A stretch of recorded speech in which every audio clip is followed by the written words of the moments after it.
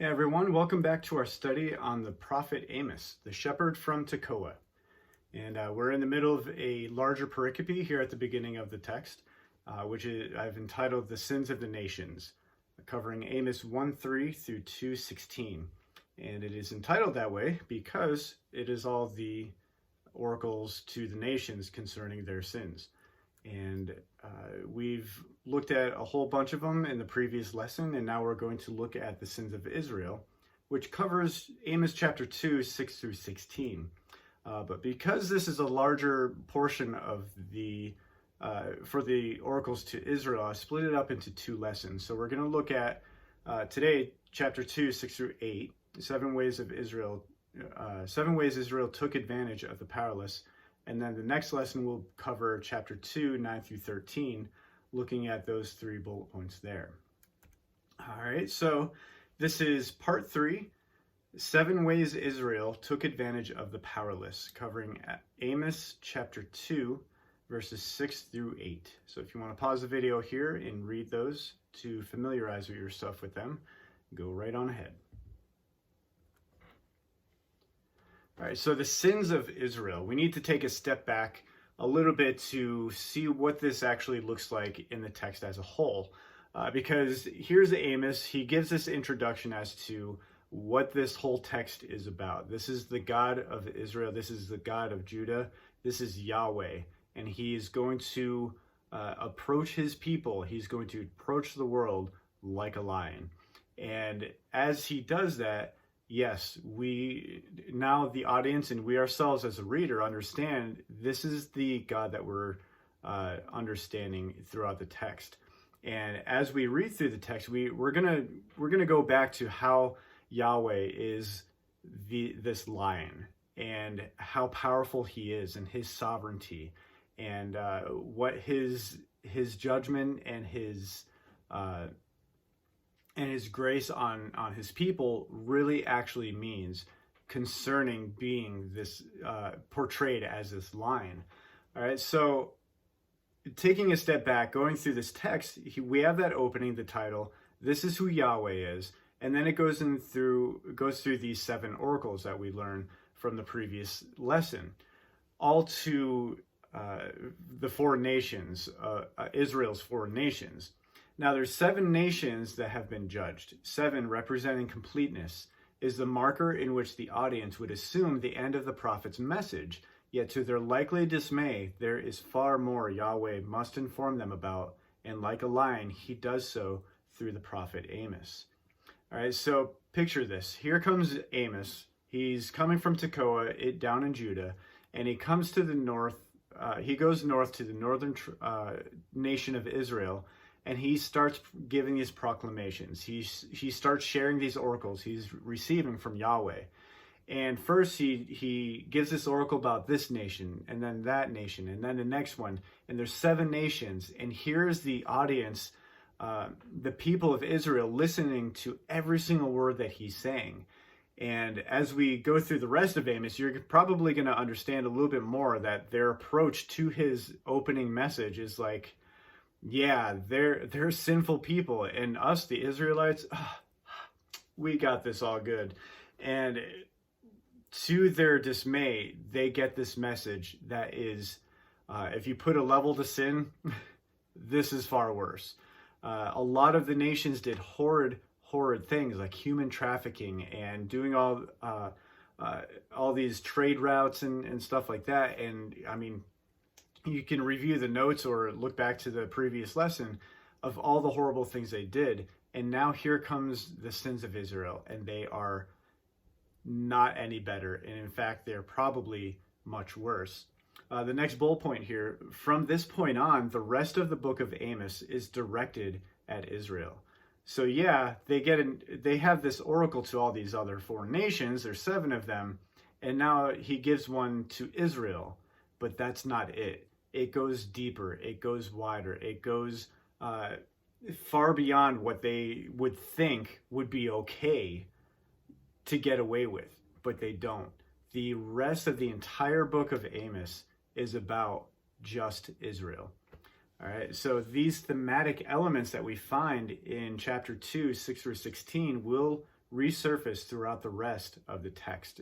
There's going to be echo after echo about how Israel had been conducting themselves in reflection of Yahweh, which was a false reflection of who Yahweh is. And here he comes, I'm correcting you. All right, so what are the 7 sins of Israel that we're going to cover in 6 through 8, verses 6 through 8 of chapter 2? The first one, they sell the innocent for silver and the needy for a pair of sandals. All right, so for example, foreclosure on small loans, even as insignificant a debt such as a pair of sandals. Often the result was slavery to pay debt. All right, so keep that in the back of your mind. They have these small loans that are given out to people that, hey, oh, you need a pair of sandals for traveling and you don't have the money, go ahead, you can pay me when you get back. But they can't pay the whole thing. So let's take advantage of them. They could not pay just a couple of dollars, a couple cents, pay it off as best that they can. And instead of helping them by giving them more time, they take advantage of them by saying, nope, you owe me now. So if you can't pay me, you're going to have to pay me in other ways, such as you will go into slavery. You will have to work for this. You're going to have to pay it off some way. This is what you have to do. And you can refer to Exodus 21, 2 through 11, and Deuteronomy 15, 12 through 18 for more on that. All right, number 2, they trample on the heads of the poor as on the dust of the ground. One group flaunting power over a weaker group. For example, when we get to chapter 3, verse 15, we're going to see a little bit more in depth what is actually happening as they take advantage in flaunting their power over a weaker group. The oppression is rampant. It's going on. It's like that's the new norm. And they've justified it by saying, hey, this kind of stuff is okay. This also reflects what other nations do to the vulnerable, except their intent carries religious excuse. All right, so they say, yeah, we're still part of Yahweh. Well, if you were part of Yahweh, why are you doing this to the weaker people? Why are you trying to take advantage of them? Just like a foot hitting the ground, kicking up the dust. Why are you treating people that way? All right, so they're selling people, they're taking advantage of people by foreclosure of small loans. The oppression is rampant. And then number 3, and deny justice to the oppressed. All right, so not only are they weak, they are vulnerable. The vulnerable would be denied justice and would be controlled or taken advantage of because they have no power to do anything. All right, and when we get to chapter 5, verse 12, we're going to see a courtroom image where things are getting a little bit reversed. And it's going to be pretty bad for them. All right, defiled family and community. When it comes to oppression and taking advantage of the vulnerable, like just, you know what, they're the weak ones. Forget about them. Don't worry about them. What is the effects of their community? You look at the other 7 nations, and what did they do? They took advantage of other nations that were weak. Israel they're doing it to their own people. All right, so they're defiling the family and the community. They're a part of the same group. They're supposed to be family, and they're not taking care of each other. And in fact, they're just brushing them off. All right, so number 4, father and son use the same girl. All right, there's sexual abuse of servant women by both fathers and sons. That's what's being implied here. Now, they are vulnerable to mistreatment of masters, and intimidation of dire financial consequences controlled them. All right, so these people that were in a vulnerable state, they had to find a way to survive. It wasn't just, hey, how can I better myself? How can I thrive in my nation and in my culture and doing what I know best? No, it wasn't anything to do with that. It was, how can I survive? How can I get another meal? How can I find shelter, clothes on my back? And individuals would take advantage of that. The fathers and the sons would use the same girl. taking advantage of her. And whether or not it was sexual abuse, it's very clear what's going on. They're taking advantage of them in any way that they can. But it is most likely implied that it was sexual abuse. All right, so number 5, and so profane my holy name. All right, so they're taking advantage of these people, and they're taking sexual advantage of these weaker girls. And what's the result? And so profane my holy name. They profane God's holy name by polluting the morals of God's holy nation, building a poor reputation. All right, think of the difference between "Hi, my name is" versus "Hi, I am." All right, so for example, I'm going to greet you. "Hi, my name is Dominic," versus "Hi, I am Dominic." And there is a big difference, especially when it comes to Yahweh introducing himself to his people. And how does he introduce himself? This is the line. And he's going to introduce himself over and over and over again. And will they reject him? Yep, over and over and over again. This is who Yahweh is. And Yahweh will not allow any reflection of himself to be false. All right?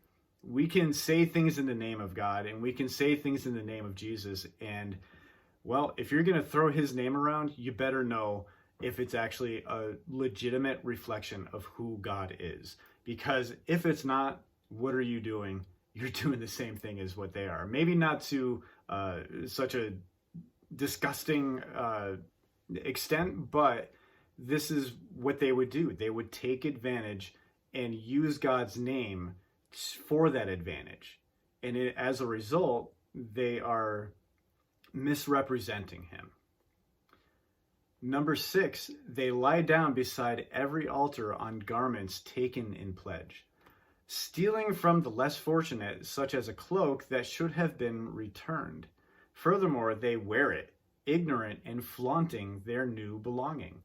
All right, so, hey, I'm going to go on this traveling, and it's gonna be overnight, and it's gonna be cold. I need to borrow your cloak so I can get to the temple and give my sacrifice. So they borrow it, they get there, and it's like, yeah, I'm just gonna take my time. I kind of like this shirt. It's pretty fancy, and it looks a little expensive. And people, they're noticing my garb, and I like this attention. So yeah, I think I'm gonna take my time with this. And this is exactly what they do. They give the appearance that they are in a position where they are something that they're really not, because of the result of taking advantage of other people and not giving back what they've borrowed. They make a pledge, but they don't say, you know what, I'll get it done right then and there. The problem is that their ignorance is what's taking control. If God is aware of this, so should the Israelites.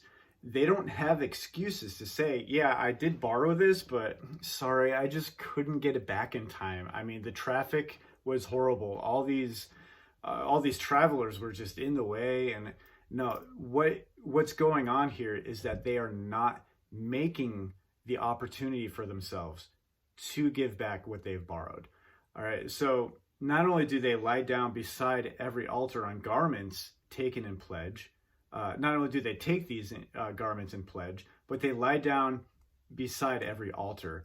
And what they're doing is giving this false representation, again, saying this is who I am when they're really not who they say they are, being completely ignorant. And then furthermore, the Israelites flaunting is a direct result of their carelessness and self-worship.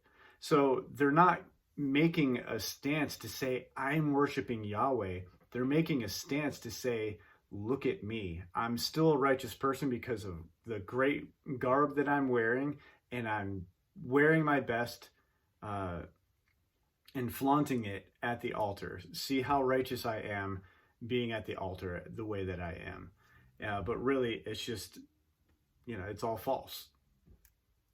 Which brings us to the 7th one. In the house of their God, they drink wine taken as fines. All right, so taking payments of fines, such as wine, and consuming it rather than giving it over as payment to debts and fines.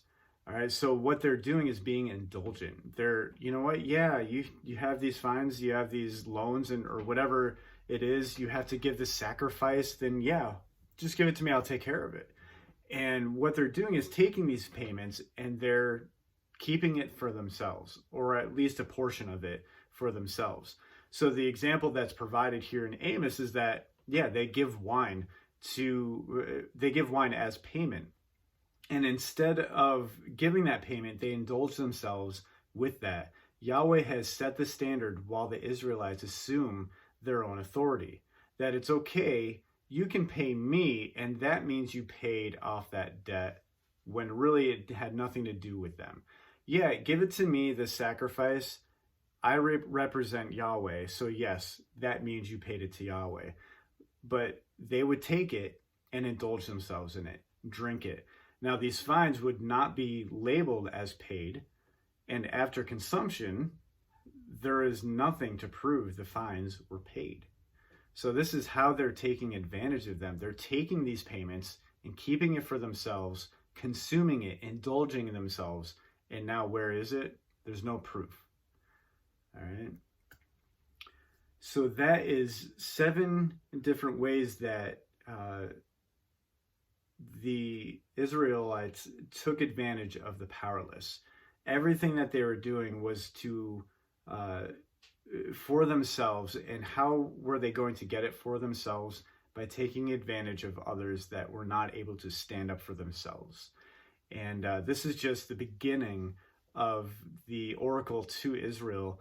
And the rest of the text of Amos is geared towards the effects of what is happening from this point on, and what has been happening for quite a while.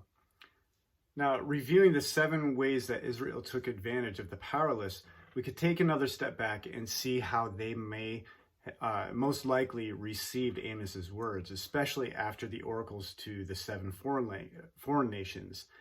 And like I said earlier, to their dismay, they are probably like, who does this guy think he is? Like, we're the Israelites. All right, he shouldn't be talking to us this way. Obviously, we've justified everything is okay. And that's very clear in the rest of the book of Amos. As we continue, we're going to see how much they've justified all of their behaviors, misrepresenting the Lord. And they're probably, yeah, you know what? That was a great message to begin with, but now you're talking to us as if we're one of those other nations. Well, if the shoe fits, wear it, you know. This is exactly what is going on with the Israelites. And this is the sole reason why Amos travels to Israel and gives these messages. And as they were very much needed. All right, so we're going to take a break and end this lesson here and review some questions for reflection. In the ways that Israel takes advantage of the weak, are any still prevalent today? How do I know my identity in Christ?